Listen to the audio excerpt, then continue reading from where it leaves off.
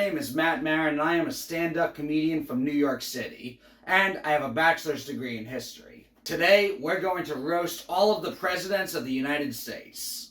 For those of you not familiar with roast comedy, it's all in good fun, but sometimes things get a little mean, inappropriate, and tasteless, kind of like a Woodrow Wilson presidency.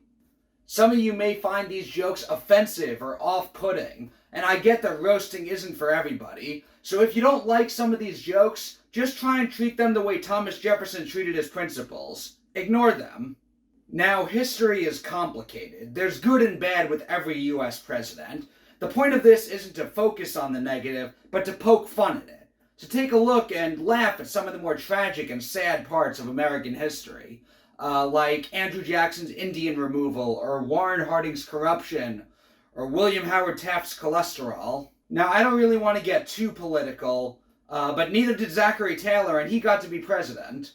So to avoid being too politically divisive, I'm going to end these roasts with contemporary painter George W. Bush. Yeah, unlike Bush, I have an exit strategy. Let's kick things off by talking about an ugly, red-headed slave owner with bad teeth. George Washington. Not a lot of people know that George Washington was actually a ginger, because we don't really like to address the true ugliness of American history. I told you, you may not like some of these jokes. They might ring as hollow to you as George Washington's teeth. He lost his real teeth so fast, you would have thought they were the Battle of Long Island, or the Battle of Kips Bay, or the Battle of Harlem Heights, or the Battle of White Plains. You know, for a great general, he sure did lose a lot. Contrary to popular belief, George Washington did not have wooden teeth. He had several different dentures that used materials like copper, ivory, and lead. So maybe it was the lead poisoning that made him think he looked good with powdered hair. I guess it's better than being a redhead. One thing you need to know about George Washington is that he hated taxes. I mean, he hated taxes almost as much as he hated dental hygiene.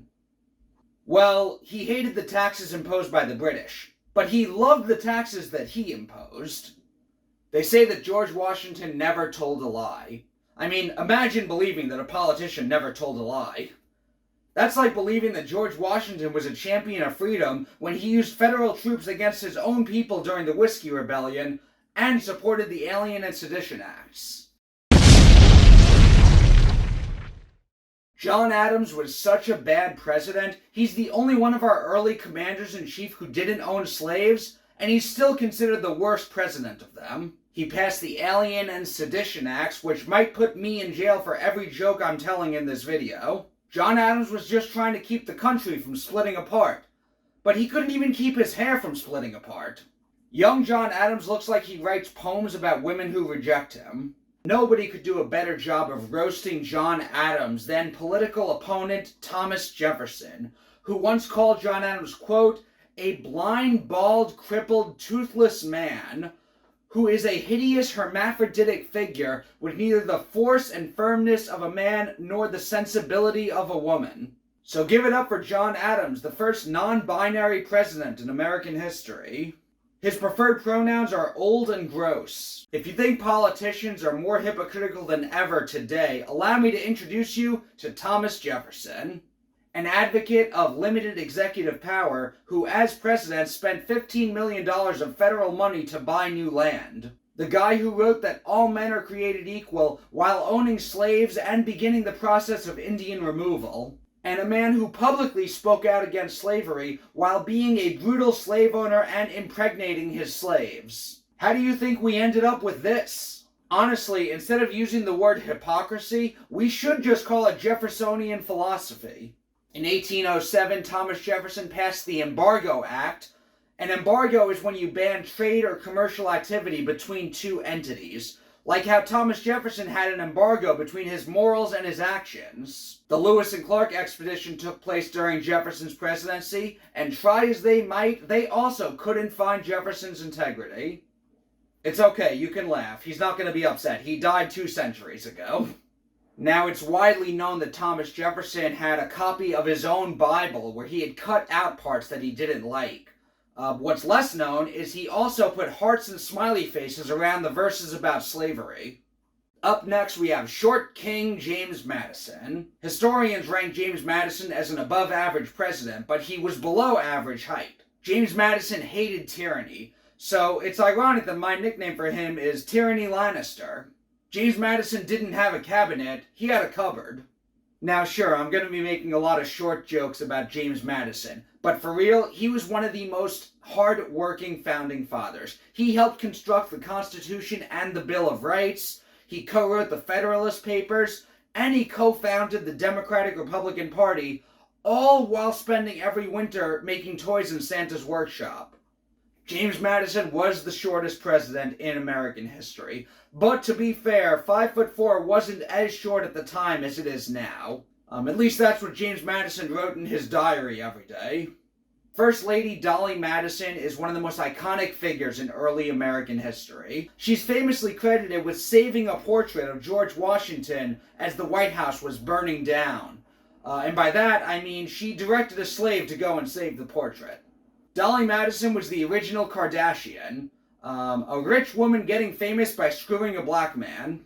But back to James, I think it's safe to say that if James Madison were alive today, he would definitely be lying about his height on Tinder. Can you imagine being a 5'4" constitutional law nerd today? The only women he'd be able to get are inflatable dollies. Hey man, that's not cool. James Monroe was born to a prominent Virginia planter family, because back then you had to be extremely wealthy to really have power in America. I mean, thank God things have changed since then. James Monroe was the last president of the Virginia dynasty, marking the last time anything interesting came out of Virginia. James Monroe ran for president in 1820 unopposed and presided over what was known as the Era of Good Feelings. But to be fair, most people who were having bad feelings in 1820 were illiterate and couldn't vote, so we actually don't know how a lot of Americans were feeling during this time. The Era of Good Feelings just sounds fake. It sounds like something somebody would come up with when they knew they couldn't be corrected. Like, if none of their fans knew how to read or write, I bet the Cleveland Browns would call the year they won 0 games the Season of Good Feelings. James Monroe was the last president not to be photographed, he was the last president to wear a powdered wig, and the first president to look like a lesbian theater actor. Give it up for Daniel Gay Lewis. James Monroe died from heart failure and tuberculosis. It was a real Missouri Compromise of illnesses. John Quincy Adams was one of our smartest presidents. He was the first president who was smart enough to use his father's name to achieve political success. He was the first president who was smart enough to not win the popular vote or the Electoral College, yet still be elected president. Congressman Henry Clay helped John Quincy Adams get elected, and then was immediately named Secretary of State. Now, I'm just glad that this kind of nepotism and corruption doesn't exist anymore. The election of 1824 would come to be known as the corrupt bargain, as it screwed Andrew Jackson out of the presidency. But fortunately, Andrew Jackson was a real chill guy, not prone to anger or overreaction. It's not like he would go on and create his own political party that might one day lead to a civil war or anything. During his presidency, John Quincy Adams proposed a lot of infrastructure projects that ultimately were never passed by Congress. One of those projects that never got worked on was his sideburns. As a congressman, John Quincy Adams fought to repeal the gag rule, but the gag rule would later be brought back during the Clinton administration. That's my favorite joke I've told so far. Adams also may have been our ugliest president. John Quincy Adams looks like he won't let you cross his bridge unless you answer his 3 riddles. Every time he slept with a woman, I believe it was due to a corrupt bargain. Andrew Jackson survived multiple duels, assassination attempts, and lived to be almost 80, because only the good die young. Andrew Jackson was actually a positive figure in a lot of ways in American history. They didn't put him on the 20 because of the Trail of Tears. They put him on the 20 because they ignored the Trail of Tears. During this time, Native Americans were passed around so much, you would have thought they were Peggy Eaton. That is a very deep cut. Jackson was the first president who didn't come from a rich or elite background. which I think is the greatest argument I've ever heard of in favor of elitism. Andrew Jackson actually had an adopted Native American son. I mean, that's crazy. That'd be like if a pro-slavery president or a segregationist politician had a black child. He died of heart failure, but considering it was Andrew Jackson, I'd call that a heart success. Up next, we have a president who is also lucky to have run for office before physical appearance mattered, Martin Van Buren. Martin Van Buren was born in upstate New York, the descendant of Dutch settlers, and in 1836, the Democratic Party settled and nominated him for president. Van Buren is the only president in American history who spoke English as a second language. His first language was Dutch. And if you never heard Dutch before, it sounds like trying to speak English with duct tape over your mouth. Zoals jullie weten kom ik uit Nederland. Martin Van Buren was an abolitionist. He believed in abolishing two things: slavery and Native Americans. The only thing sadder than Van Buren's attitude towards Native Americans was his hairline. Following the Panic of 1837, the country was in a depression for the entirety of Van Buren's presidency. Instead of splitting the bill, going Dutch should mean that nobody can pay because you all ran out of money. Martin Van Buren's presidency was so uncomfortable, historians should call it the Dutch oven. Eddie Van Halen is also of Dutch descent, and based on Martin Van Buren's policies towards Native Americans, I'd say that he's also running with the devil. William Henry Harrison, the horny teenager of presidents, because he didn't last very long. His last words were, "I swear this happens to a lot of presidents." Harrison was born in Ohio, beginning the long tradition of disappointing things coming out of Ohio. William Henry Harrison was the Babe Ruth of his day, because before baseball, America's pastime was beating Indians. I know it's harsh, I didn't do it, America did. Don't shoot the messenger. I should be clear, when I say beating Indians, what I mean is Harrison would get them drunk and then trick them into signing land deals they didn't understand. Instead of Old Tippecanoe, his nickname should have been Old Lying Jackass. William Henry Harrison was a junior senator, and when he ran for president, he was a senior citizen. Harrison was the oldest president ever elected up to that point in history. The country chose to go from economic dysfunction to erectile dysfunction. The election of 1840 focused more on the candidates' personalities than anything to do with policy. But of course, these weren't their real personalities. The aristocratic William Henry Harrison, who was born into a wealthy, elite family, was portrayed as an easygoing, working-class guy born in a log cabin. But the only thing easygoing about Grandpa Harrison were his bowels. Now, contrary to popular belief, William Henry Harrison didn't die because of a cold he got while giving a long inauguration speech in cold weather. Modern medicine actually believes the reason he died was due to typhoid fever caused by contaminated water. Yes, apparently the water in the White House, just like William Henry Harrison, was full of shit. Up next we have His Excellency, John Tyler. John Tyler was often called the accidental president, because he accidentally made both parties hate him. After his death, William Henry Harrison was succeeded by John Tyler. And that's the only time you'll ever hear historians say that John Tyler succeeded. During the election of 1840, the campaign slogan was Tippecanoe and Tyler too. What a ringing endorsement. The best thing they can come up with for John Tyler was, he's here too. John Tyler was a model of consistency, because he consistently did everything Congress disapproved of. Tyler had 15 children, the most of any president. And actually, John Tyler's sperm is the only thing about him that ever got the job done. After his presidency, John Tyler chose to add to his legacy by joining the Confederacy, advocating for secession, predicting that the South seceding would not lead to a civil war, then dying during the war as a member of the Confederate Congress, and being the only president in American history not to be mourned in Washington. Honestly, John Tyler did a better job roasting himself than I ever could. Up next, we have James K. Polk, or as I call him, 1800s Billy Ray Cyrus. Not just because of his hairstyle, but also because by the end of his presidency, Mexico had an achy breaky heart. The worst jokes really are my favorites. James Polk was a sickly child. At one point, doctors had to remove urinary stones with no anesthesia. He also was later a disciple of Andrew Jackson. So James Polk's early life was full of irritating pricks. In 1844, James Polk continued the great American tradition of beating Henry Clay in a presidential election. James Polk was a dark horse candidate, which is surprising because based on his personal beliefs, James Polk didn't like anything dark. James Polk is maybe the only president in American history to achieve every single one of his campaign promises. It's too bad one of those campaign promises wasn't to get a better haircut. I mean, seriously, who would ever wear their hair like that? James Polk looked like a racist George Carlin. It's crazy that he had the same hairstyle and racial views as Hulk Hogan.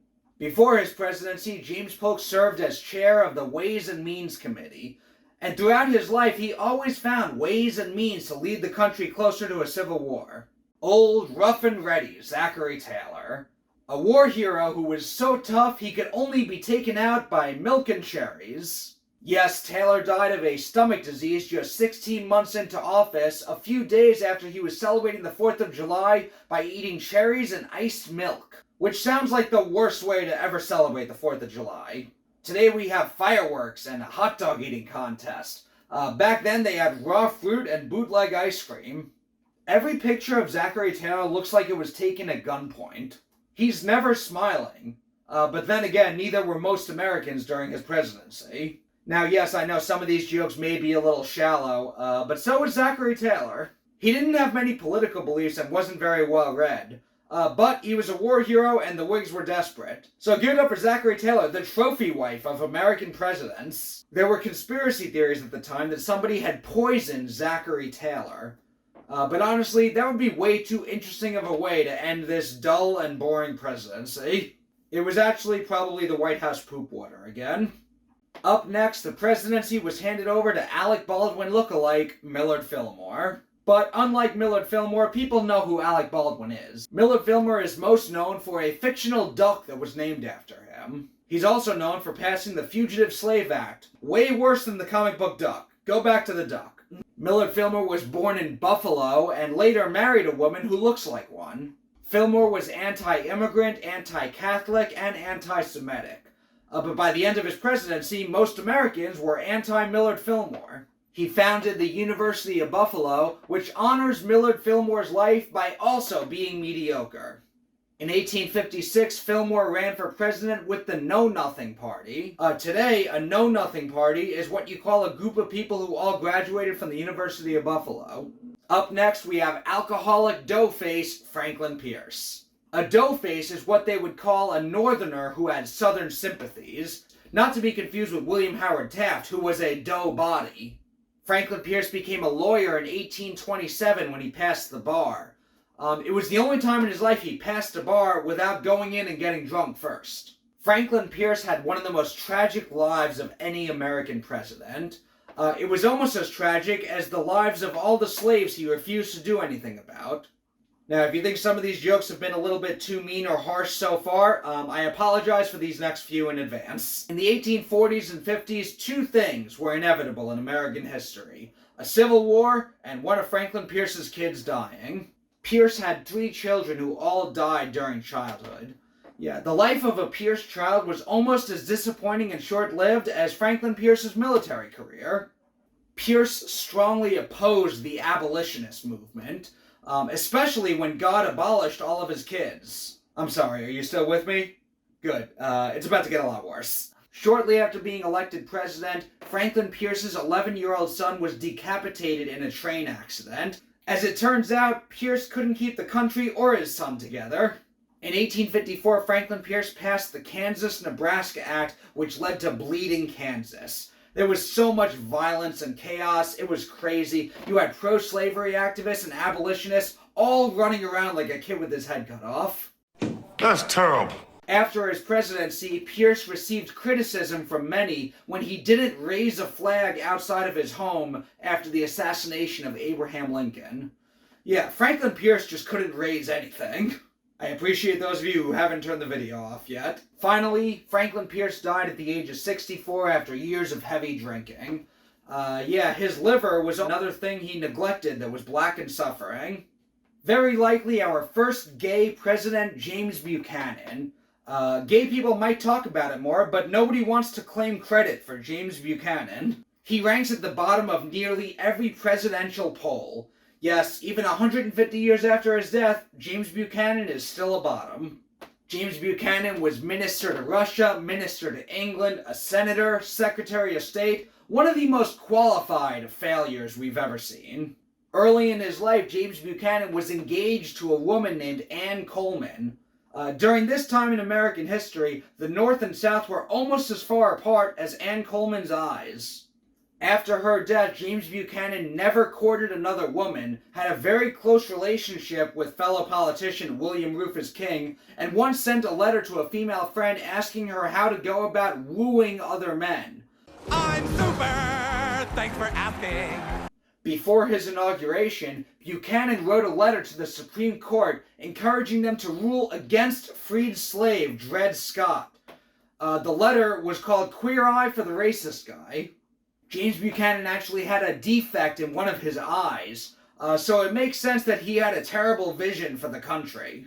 I don't understand how people could deny the rumors of his homosexuality. I mean, he couldn't even see straight.